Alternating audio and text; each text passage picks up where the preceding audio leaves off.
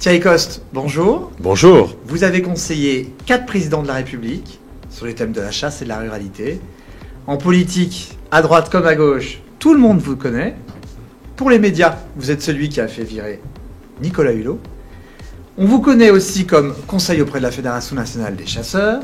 Mais au fond, votre combat, celui qui est dans votre chair depuis que vous êtes tout petit, c'est d'abord le combat pour la préservation de la nature et bien sûr celui du monde rural dans son ensemble.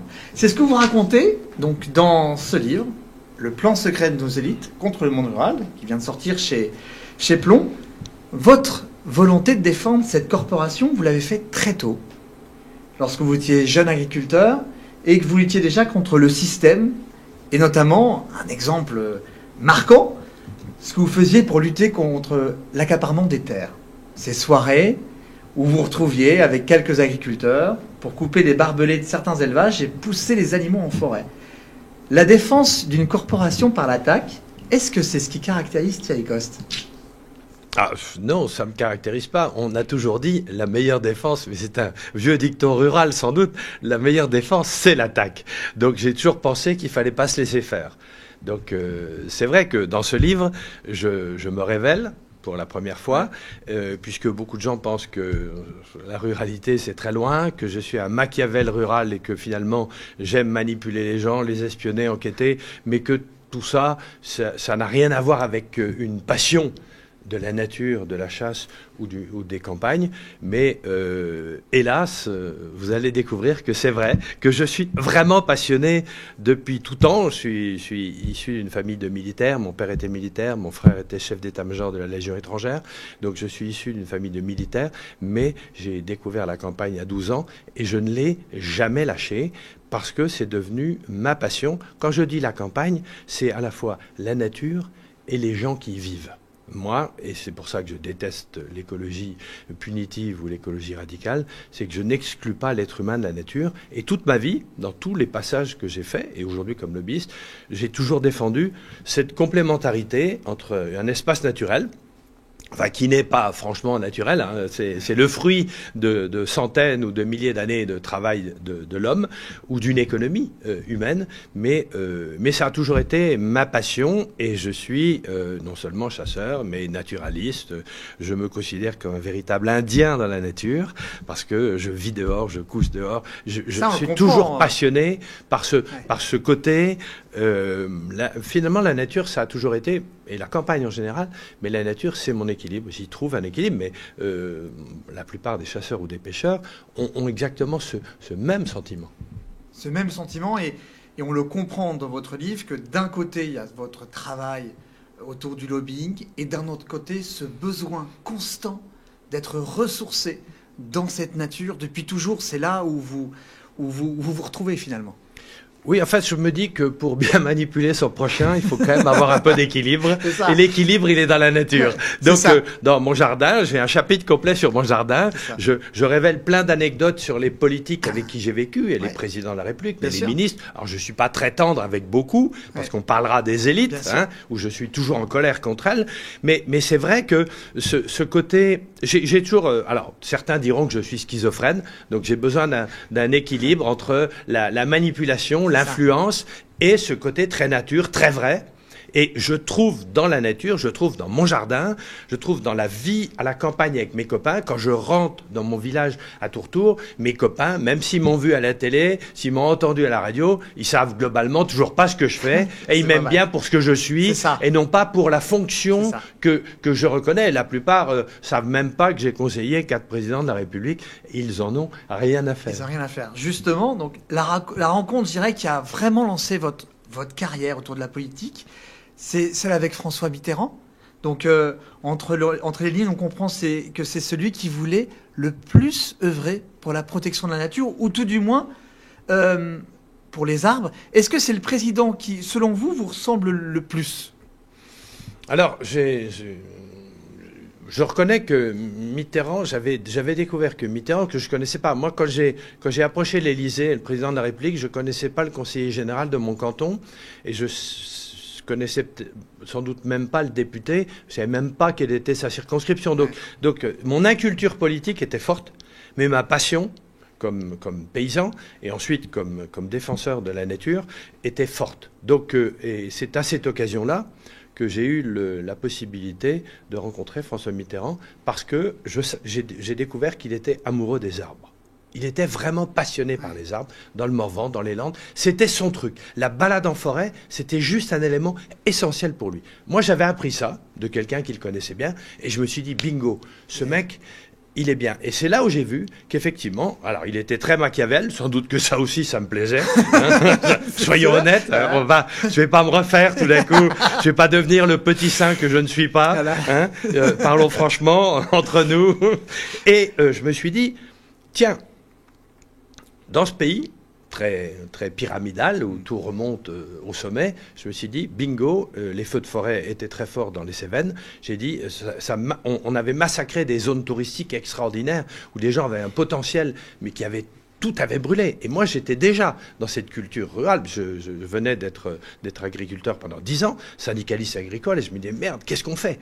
Alors, mobiliser l'Élysée, c'est pas une maladie de mobiliser le président pour tout et n'importe quoi, mais je me suis dit, pourquoi pas? Et je ne savais pas. Et lorsque je l'ai fait, le président a accepté, il a fait des déplacements, j'ai organisé de gros événements autour de ça, pour rapprocher aussi les forestiers des pompiers, parce que je trouvais qu'il y avait une incohérence.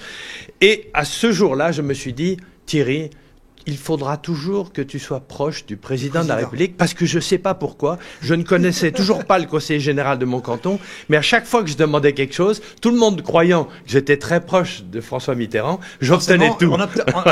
Donc, depuis ce jour-là, je me suis dit, et c'est resté, la preuve, c'est que aujourd'hui, je suis proche d'Emmanuel Macron.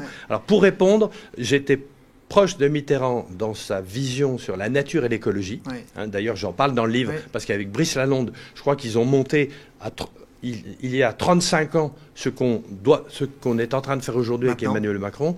Mais je dois reconnaître que celui que je préfère est Emmanuel Macron, qui, contrairement à ce qu'on croit, et contrairement au fait que je critique les élites, est quelqu'un qui a une vraie culture provinciale et rurale. Mais on en parlera tout à l'heure. Vous m'avez devancé un petit peu parce que je voulais faire un petit bond dans le temps justement par rapport aux arbres. Parce que donc l'amour des arbres, ça nous amène à parler du réchauffement climatique et ça nous mène à parler des incendies de forêt. Qu'est-ce que les événements de Gironde de l'année dernière, ils vous inspirent finalement? Moi, j'ai toujours été sensible au fait que dans la nature en général, dans l'exploitation agricole ou dans l'aménagement, sitôt qu'on a des monocultures, des monoproduits, et en forêt, on a ça aussi, on a des risques.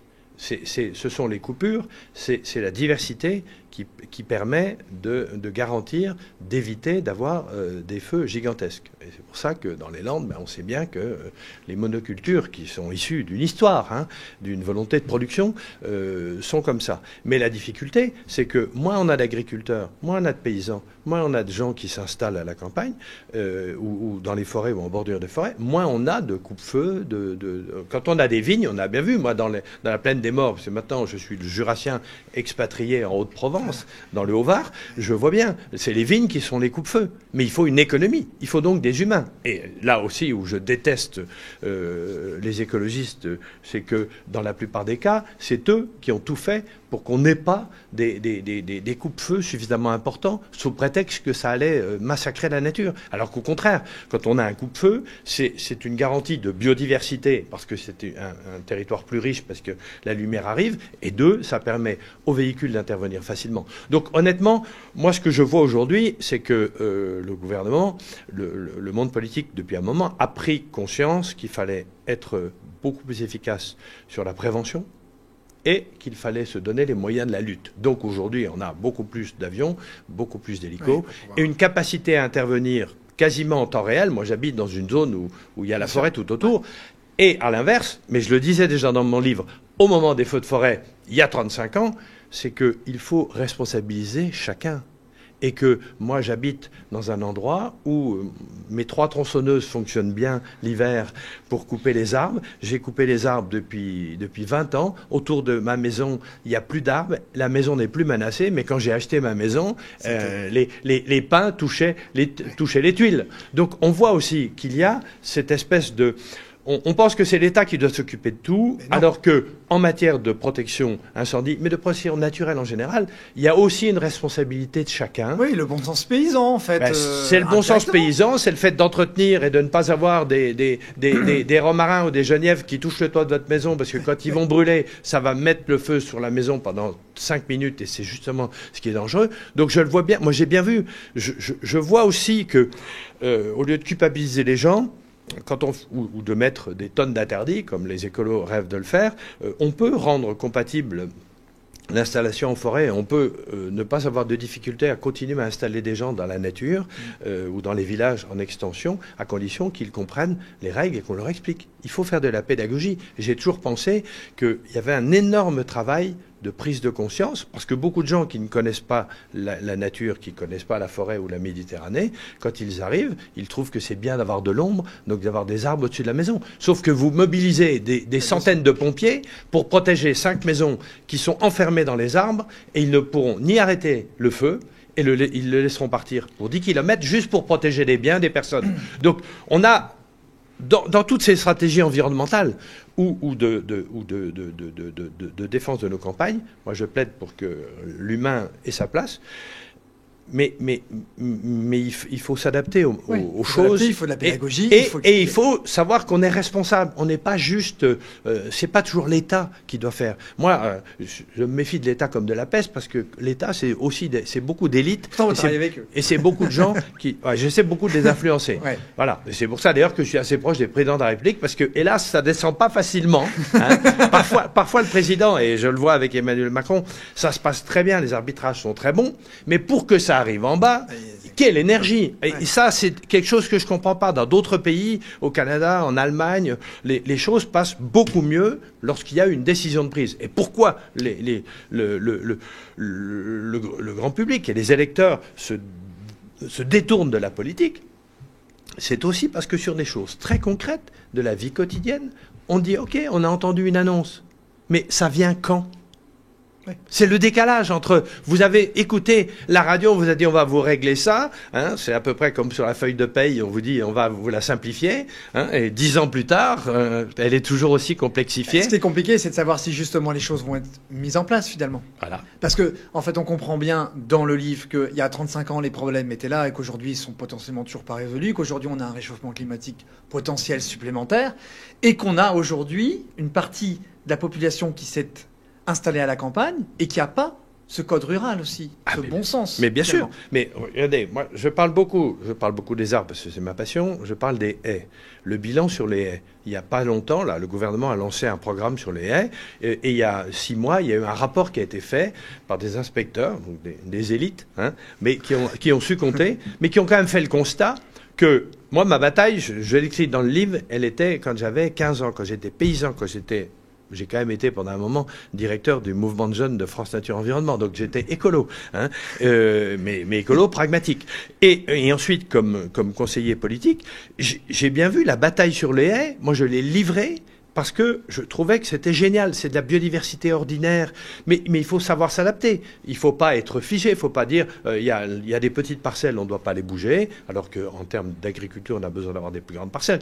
Il faut s'adapter. Mais aujourd'hui, le constat, il est qu'on arrache encore, à l'heure où je parle, 23 000 kilomètres de haies par an. C'est catastrophique. On a bien vu que la technocratie, avec une partie des élites agricoles, n'a jamais voulu tenir compte de cette biodiversité ordinaire qui, pour nous, chasseurs, est une évidence. C'est pour ça que les fédérations de chasse plantent des centaines de kilomètres de haies. C'est pour ça que plein de gens se mobilisent sur la haie. Mais pour ça, il faut des terrains, il faut des gens motivés. On ne le fait pas n'importe comment. C'est pas la version « la nature est à tout le monde ». Quand on plante un arbre, on le plante chez quelqu'un. Donc il faut motiver. Et j'ai bien vu que, même sur ce sujet des haies, qui paraît une évidence, où tout le monde partage les mêmes idées, le blocage, il est terrible. Et le blocage, il venait de qui? Le blocage, il vient à la fois des élites européennes et des élites nationales et des syndicats agricoles qui ont dit, attendez, on a déjà assez de problèmes de production. Moi, je reconnais que, même si je suis devenu ami avec Christiane Lambert, pendant longtemps, la FNSEA n'a pas été mon meilleur ami. Parce que je pensais, et quand j'étais exploitant agricole, j'étais certes à l'ancêtre de la Confédération paysanne, c'est-à-dire un peu gauchiste, plutôt trotskiste même. Et je l'assumais, mais je disais, mais en fait, le rêve d'une partie des élites agricoles, c'était d'organiser le départ de 500 000 agriculteurs pour que les autres puissent vivre mieux.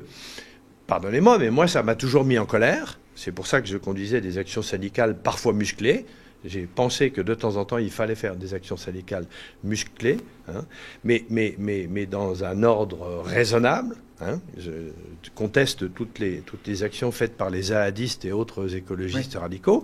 Mais c'est vrai que de temps en temps, il faut défendre des gens qui travaillent correctement dans leur exploitation et qu'on veut foutre dehors parce que les élites se sont entendues entre le syndicat agricole, la coopérative et le crédit agricole, quoi. En clair, et c'était ça. Pendant longtemps, ça a été ça. On essayait de faire partir des gens. Aujourd'hui, notre vrai sujet, c'est comment on installe 500 000 agriculteurs demain. C'est ça notre réalité. Ça veut dire qu'il faut casser le système. C'est pour ça que j'ai toujours passé mon temps à secouer les élites. Et je vais continuer encore plus fort. On apprend dans le livre que, alors sans parler d'Emmanuel Macron, les présidents de gauche, c'est quand même ceux qui défendent le plus l'environnement. Et pourtant, c'est aussi ceux qui sont les plus anti-chasse indirectement. C'est-à-dire que quand on suit la logique de François Mitterrand, de François Hollande, on sent que l'oreille est plus forte. Enfin, en tout cas, le message que vous essayez de faire passer est plus fort que finalement auprès de Nicolas Sarkozy, auprès de Jacques Chirac. Et d'ailleurs, Jacques Chirac, on est assez étonné. On apprend que on a cette image de Jacques Chirac qui tape le cul d'une vache, mais en fait, le monde de la ruralité, il la connaissait pas si bien que ça. Alors peut-être qu'il la connaissait bien, mais il s'en foutait. Ouais. Sauf en Corrèze. Sauf en Corrèze, faut être honnête là-dessus. Ouais. Mais il a réussi ce côté magnifique, c'est et c'est ce que je dénonce souvent dans le livre, c'est que 9 personnes sur 10 qui vivent à la campagne ne sont ni agriculteurs, ni chasseurs. Et la vie quotidienne à la campagne, c'est plein d'autres choses. C'est de la vie quotidienne, de l'éducation, du transport, de la mobilité, du sanitaire, de ça. Et les politiques, essentiellement de droite, ont raisonné le monde rural avec la logique agricole. Chirac, c'était le summum. Il était anti-chasse de toute façon, mais il pensait ça. Mais comme il y a eu des chasseurs en politique avec ses PNT, et que ça lui a été utile pour sa deuxième élection, là, il a compris qu'il y avait un lobby chasse. Mais en clair, c'était « je traite de lobby ». Et c'est pas « je traite la vie quotidienne de 22 millions de personnes ». C'est « je traite de lobby ». On n'en traitait qu'un, on en traite deux. Et là, Nicolas Sarkozy, c'était pareil. Aucune culture. Alors, bien évidemment, pourquoi? Parce que dans beaucoup de cas, le sujet rural, le sujet chasse, interfère avec un point, c'est ces politiques-là ont toujours voulu sous-traiter l'écologie aux écologistes. Ce qui, pour moi, est une erreur fondamentale. Il y a plein de gens, et j'en parle, il y a plein de gens, à gauche comme à droite, qui sont passionnés du monde rural, passionnés d'écologie, et qui peuvent le faire. Et moi, j'ai toujours pensé que l'écologie ou la ruralité ne serait bien défendue que si on avait des gens qui étaient intégrés dans le parti politique qui est au pouvoir, dans la majorité qui est au pouvoir, et qu'à chaque fois qu'on a voulu sous-traiter l'écologie aux écologistes, on n'a pas fait d'écologie.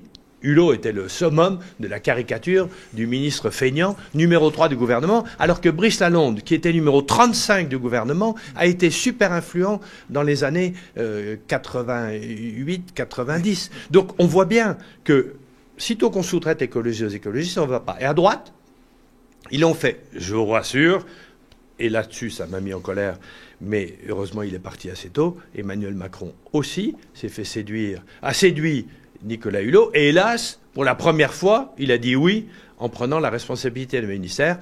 Comme il était incompétent sur le sujet, on a vu ce que ça a donné, et 18 mois plus tard, il est parti sans même demander s'il avait le droit de partir. C'est ça. Et ça, justement, c'était ma question d'après. En fait, vous conseillez Emmanuel Macron. Pour autant, il a quand même placé 2 ministres comme anti-chasse. Il a commencé par Hulot, ensuite après Barbara Pompili. Qu'est-ce qui n'a... Vous l'avez conseillé là-dessus. Qu'est-ce qui n'a pas marché pourquoi est-ce qu'il a voulu faire ça? Alors, je vais faire simple. Hein. Emmanuel Macron a, comme les autres présidents, pensé au début que l'écologie n'étant pas un sujet facile pour lui, c'était bien de sous-traiter. Ouais. Hein.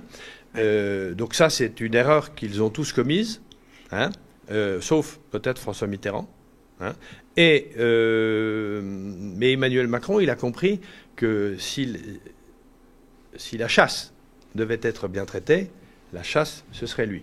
Et donc il a toujours assumé, et c'est le seul président de la République qui a assumé du début à la fin, Willy Schran le dit très bien, c'est lui qui a assumé le fait que, quel que soit le ministre de l'écologie, la chasse, ce serait à l'Élysée que ce serait traité. Et on voit bien, le traitement, il s'est fait systématiquement à l'Élysée. Et lorsqu'il y a eu des dysfonctionnements, soyons honnêtes, c'est un changement, un contre-pied du Conseil d'État qui n'a rien à voir. Ça a beau s'appeler Conseil d'État, ça n'a rien à voir avec l'État. C'est supérieur à l'État, hein, c'est une juridiction supérieure à l'État, et c'est ça qui nous pose pour les chasses traditionnelles. Mais pour tout le reste, pour l'intégration de la chasse dans une stratégie rurale, pour le développement d'une stratégie rurale, Emmanuel Macron a été très clair.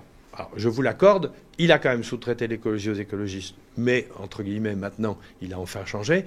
Et deux, il y a quand même eu pas mal d'emmerdes qui l'ont un peu empêché et un peu entravé pour s'occuper vraiment des sujets, des sujets qui sont les nôtres et qui sont d'ailleurs des sujets qui reviennent dans l'actualité. Aujourd'hui, vous avez vu, tout le monde parle de ruralité, hein, et c'est plutôt bon. Ça veut dire qu'il y a quand même une compréhension du monde politique qui a enfin évolué, mais qui a mis longtemps. Mais moi, j'ai toujours combattu ces élites qui pensent qu'il y a plus d'urbains que de ruraux, donc il faut d'abord s'occuper des urbains.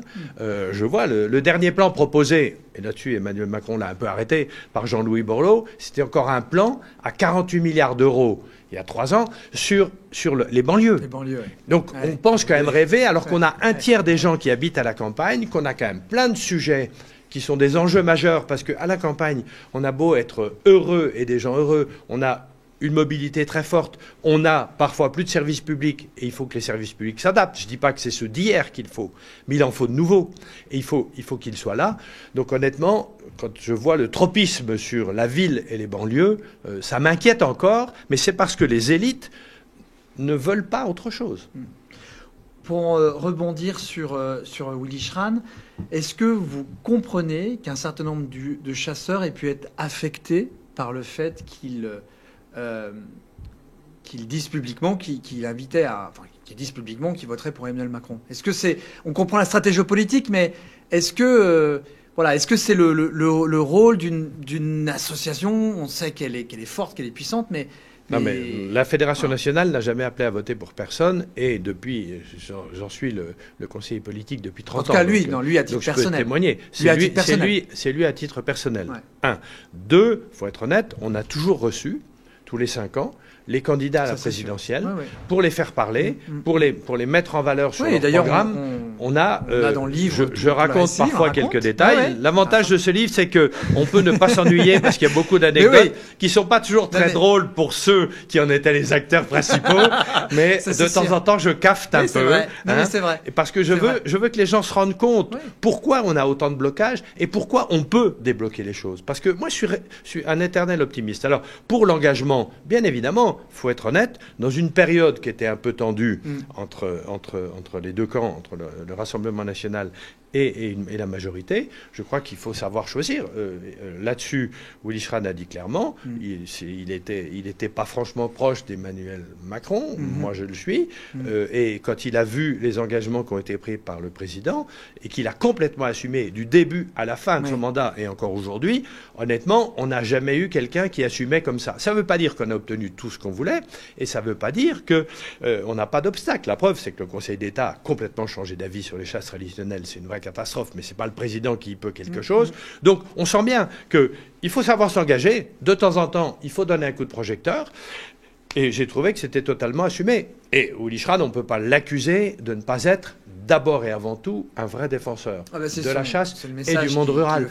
Donc quand on doit faire des choix, il faut les assumer seulement à titre personnel, parce que, et vous le verrez dans le livre, on a quand même des amis partout, mais on a aussi des ennemis partout. Hein. C'est Ça, à gauche comme à droite, on est toujours gâtés. C'est C'est pour ça que moi, j'ai toujours pensé qu'il fallait que je sois proche des présidents de la République, dont on parlait tout à l'heure. Parce que les arbitrages, quand François Hollande était président de la République, il avait un accord avec les Verts, mais les Verts ont eu beaucoup de mal à faire quoi que ce soit sur la chasse, parce que François Hollande s'était engagé. Sur la ruralité, il s'est engagé un peu trop tard, c'est dommage, mais il s'était engagé dans la dernière partie de son mandat, à fond, parce que moi j'ai toujours pensé qu'il fallait pousser les gens à prendre des engagements et à les tenir. Parce que ce que les gens n'aiment pas en politique, c'est ça. C'est de dire, je te promets quelque chose pour que tu votes pour moi et que je fasse le contraire. Là-dessus, Macron, il a toujours soutenu la chasse. Même Hollande était assez efficace sur la ruralité. Macron a corrigé le tir sur ce qu'a fait son Premier ministre avec Hulot et qui pour partie a provoqué les gilets jaunes, hein, l'augmentation des taxes sur les carburants et les 80 km/h. Bon, c'est quand même une énorme connerie. Et Macron l'a payé content en devant faire le grand débat, en allant faire le Tour de France et en expliquant, il a fait une campagne à l'envers. En tout cas, on comprend dans le livre que vous soutiendrez jamais Édouard Philippe. Hein. Ça, c'est... Oui, alors, je pense que j'aimais déjà pas Alain Juppé non plus, mais je pense que c'est un clone. Donc, voilà, j'ai un problème avec les élites. J'aime bien les gens qui sont assez proches du peuple, parce que moi, je suis quelqu'un du peuple, et je trouve que je déteste les donneurs de leçons. Voilà, donc peut-être que je me trompe, peut-être que c'est le futur président, pas de problème. En tout cas, c'est sûr. Il est à côté de lui, Barbara Pompili, donc c'était un signal C'est sûr fort. que je ne travaillerai pas pour lui. C'est ça, c'est ça. Quels sont, Thierry Coste, selon vous, les grands chantiers principaux à entrevoir pour le monde rural en France ? Alors, les priorités. C'est un vaste programme. D'ailleurs, j'en ai fait le dernier chapitre. Qui invite, justement. Mais on est presque sur notre fin en se disant, on a une invitation qui est lancée à la fin en disant, rejoignez-moi, rejoignez-nous. Vous avez lancé un think tank. C'est rejoignez-nous parce que l'idée juste derrière, et c'est le dernier chapitre du livre, c'est que moi, je suis un homme d'action.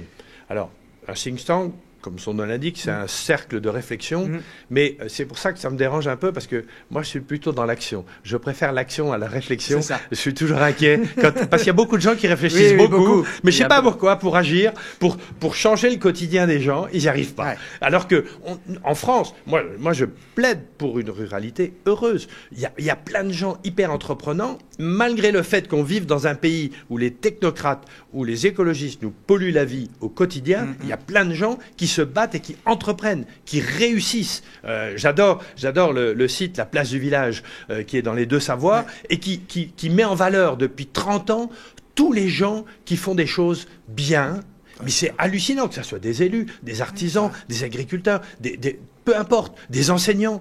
Je pense qu'on a un potentiel extraordinaire dans ce monde rural, et on est capable d'accepter, d'accueillir et de partager des espaces avec des gens qui viennent du monde urbain. Parce que moi, je n'oppose pas ces deux mondes. Il faut être honnête, il y a plein de gens qui ont des racines rurales et qui vivent en ville par obligation ou par envie, mais qui sont des gens qui sont ouverts au monde rural, qui sont à l'écoute.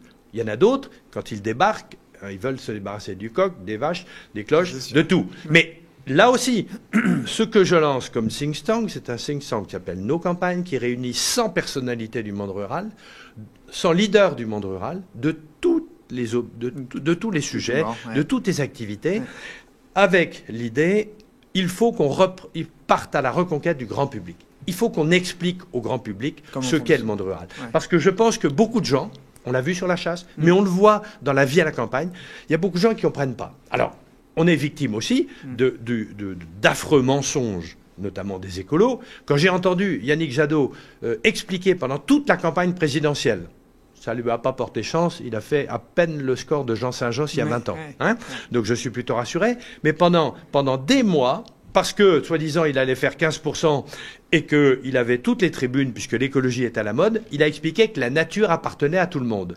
Mais quel crétin! La nature, elle n'appartient pas à tout le monde. Elle est toujours une propriété privée. Et même la propriété privée de l'État ou des communes, elle a des contraintes.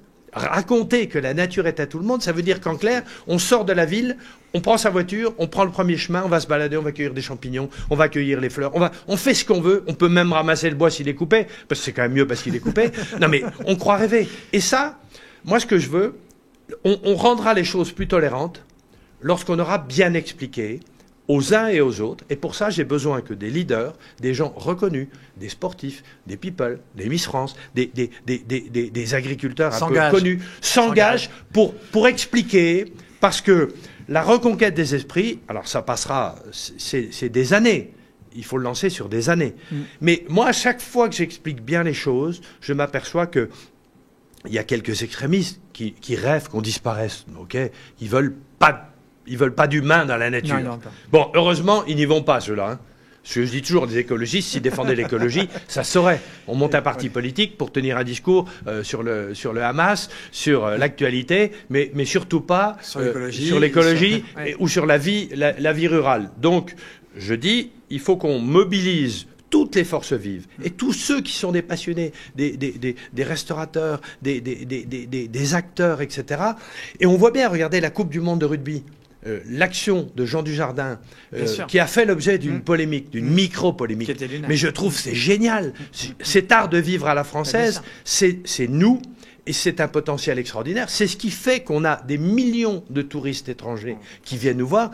Donc, on est capable de rendre compatibles nos activités. On est capable de se supporter sur les territoires. Et moi, j'ai créé une alliance des sports et loisirs de nature avec des vététistes, avec des randonneurs, avec des golfeurs, avec des cavaliers, avec l'escalade et la montagne. Pourquoi ? Parce que je suis convaincu qu'avec une bonne base du dialogue et en s'engueulant entre nous, au lieu de tout demander à l'État, comme le font les écologistes ou les élites, eh ben, on arrive à trouver des solutions et qu'ensuite, en travaillant ensemble, mais tout le monde comprend. Il y a plein de gens, je pense, qui n'aiment pas les ruraux ou nos pratiques rurales, chasse comprise, mais qui changeront d'avis. À partir du moment où ils vont participer à des choses. Voilà. On le voit bien au niveau de la chasse. Lorsque quelqu'un est non-chasseur va participer à une chasse, il va dire à 99% du temps, je ne pensais pas que ça se passait comme ça. Et voilà, c'est ça. Tout comme quelqu'un qui va rentrer dans une étable ou quelqu'un qui va rentrer dans un vignoble. Pour conclure, parce qu'il y a aussi une actualité, on a les européennes l'année prochaine. Il y a une liste potentielle qui se prépare. Il y a votre think tank. Il y a des choses qui sortent dans la presse. Qu'est-ce qui va se passer ? On en est où ? Est-ce qu'on en sait un petit peu plus sur une liste rurale potentielle ? Alors, les mauvaises langues, très mauvaise, dont vous ne faites pas partie, bien évidemment, mon cher Baudouin, c'est ça. Disent que le livre, c'est la première étape pour taper sur les technocrates européens et nationaux, que le think tank, c'est la deuxième étape pour mobiliser... Il y a une invitation à la fin, voilà, en disant... le think tank pour mobiliser l'opinion publique à partir du mois de décembre, et que, comme par hasard, la rumeur veut qu'il y aurait peut-être une liste rurale aux européennes. Je vous confirme, il y en aura une, et moi j'étais plutôt sceptique. J'ai dirigé 2 campagnes européennes il y a 20 ans, donc je connais bien les choses. C'est vrai que une partie des contraintes du monde rural, mais du monde en général, de la vie des Français, viennent de l'Europe.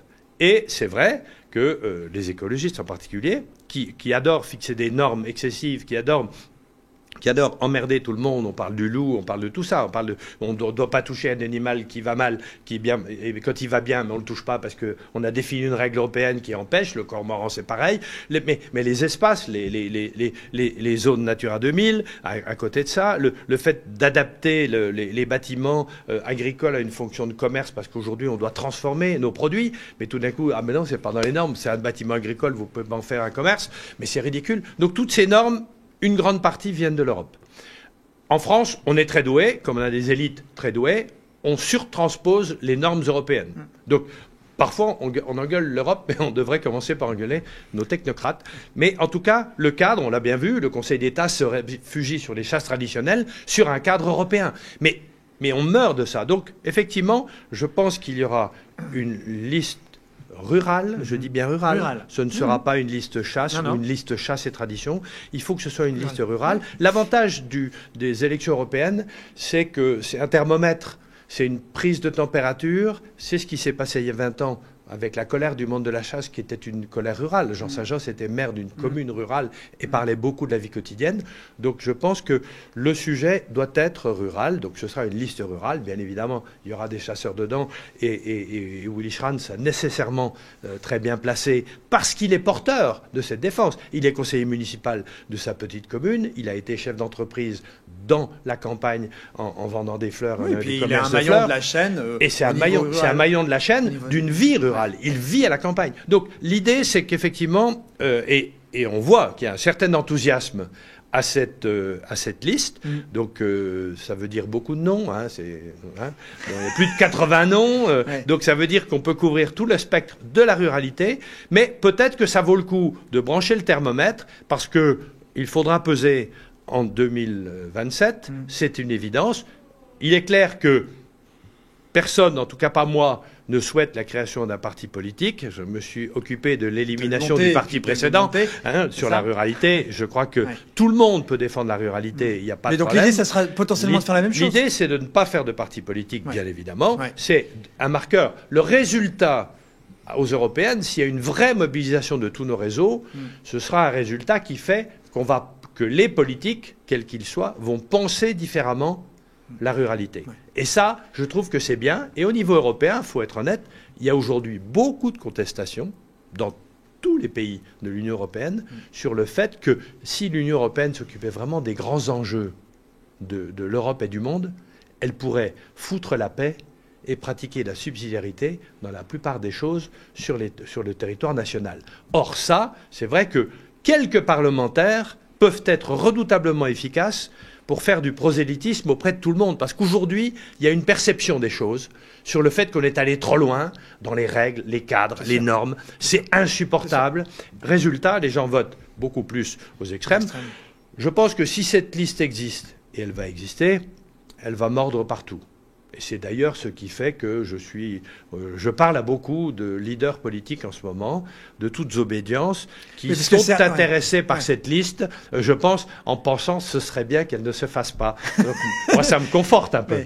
En tout cas, potentiellement, la tête de liste sera un homme politique connu, ou ça peut être quelqu'un qui est totalement hors Alors, ce ne sera pas une liste politique. Donc, on ne va pas recycler des anciens députés de quelque sensibilité que ce soit. Je pense qu'il y a suffisamment de gens dans le monde rural, connus ou inconnus, mais qui parleront avec leur tripes et avec un programme qui sera un programme très clair et très simple à comprendre. Donc, effectivement. Dans la même stratégie finalement que pour Jean Saint-Josse, finalement, que les gens ne connaissaient pas au départ. Et puis Jean Saint-Josse n'était pas connu, à la différence de Willy Schran, qui est très connu. Alors, on aime ou on n'aime pas Willy Schran, mais honnêtement, beaucoup de gens ne peuvent pas contester sa passion rurale. Et voilà. Et donc, on verra. Le tout, c'est qu'il y ait des agriculteurs. Je vous rappelle que c'est un homme, une femme, et que dans les 10 premiers de la liste, on sente vraiment que c'est une vraie liste rurale avec des vraies convictions qui ne sont pas seulement sur la chasse ou la pêche ou les sports et loisirs de nature, qui sont sur l'économie, qui sont sur la vie quotidienne, qui sont sur la vie avec d'autres citoyens. On a un potentiel terrible dans ce monde rural que j'adore. Et c'est pour ça que j'ai arrêté la moitié de mes activités de lobbyiste depuis le début de cette année pour me consacrer à tout ça, ce qui fait encore une rumeur de plus sur le fait que je m'intéresse à la politique au lieu de m'intéresser à la défense du monde rural. Bon. Tchaïkovs, merci beaucoup. J'ai eu beaucoup de plaisir à lire votre livre. J'ai mis une soirée pour le lire. Ceux qui aiment la chasse, ceux qui aiment le monde rural, ceux qui aiment aussi la politique, eh bien, je vous invite à le lire parce que on prend beaucoup de plaisir, on apprend beaucoup de choses sur vous, sur le monde rural. Et puis, on a un certain nombre d'événements qui se passent dans ce livre, qui méritent sa lecture, dans ce qui se passe à l'Élysée, dans ce qui se passe au Sénat, dans ce qui se passe dans la forêt et même dans les grottes, là où vous dormez quand vous êtes Je révèle la face cachée de ce monde politique, mais c'est la face cachée de notre vie quotidienne. Et c'est pour ça que je révèle plein de choses et qu'il y a plein d'anecdotes qui n'ont pas nécessairement fait plaisir à ceux qui sont cités. Mais ça, c'est un peu mon côté. Je m'en fous puisque je préfère être craint plutôt qu'être aimé. C'est ça. Merci beaucoup. Merci beaucoup. Merci.